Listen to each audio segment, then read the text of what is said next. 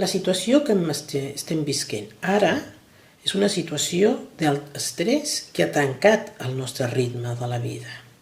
Davant d'aquest estrès, els menors reaccionen en comportaments diferents.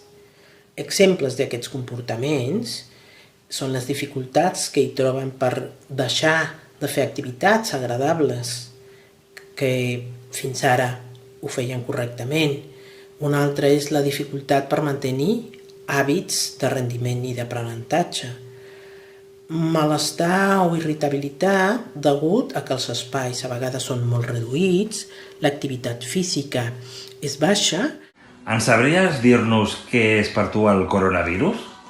Pues son unos bichitos que nos hacen poner malos y hay que matarlos lavándoles mucho las manos.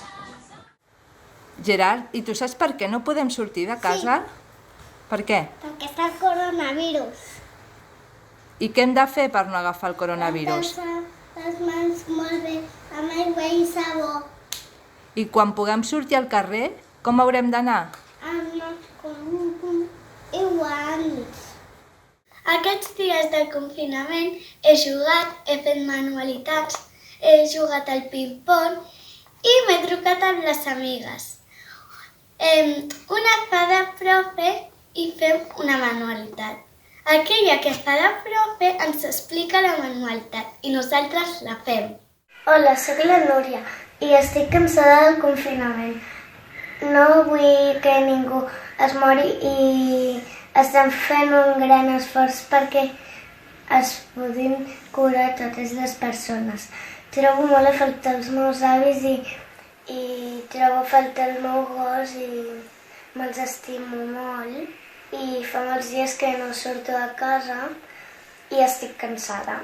Bueno, pues ara estic jo aquí jugant i, claro, això pues, és una cosa que jo ja feia habitualment. Per tant, jo estic acostumat a jugar, a fer els deures, parlar amb els meus amics des de casa, perquè és el que jo feia i faig habitualment. Finalment, també és important considerar la proposta que creiem que és positiva del govern per les sortides o permisos limitats a menors, ja que el moviment és un gran regulador, sempre i quan es faci en 3 condicions. La primera és que sigui el comitè d'experts el que determini com i quan es faci això. 2, que les famílies siguin totalment responsables en aplicar els hàbits d'higiene i de distanciament social. I finalment, que puguin planificar aquestes sortides explicant als menors el que poden fer i com el poden fer.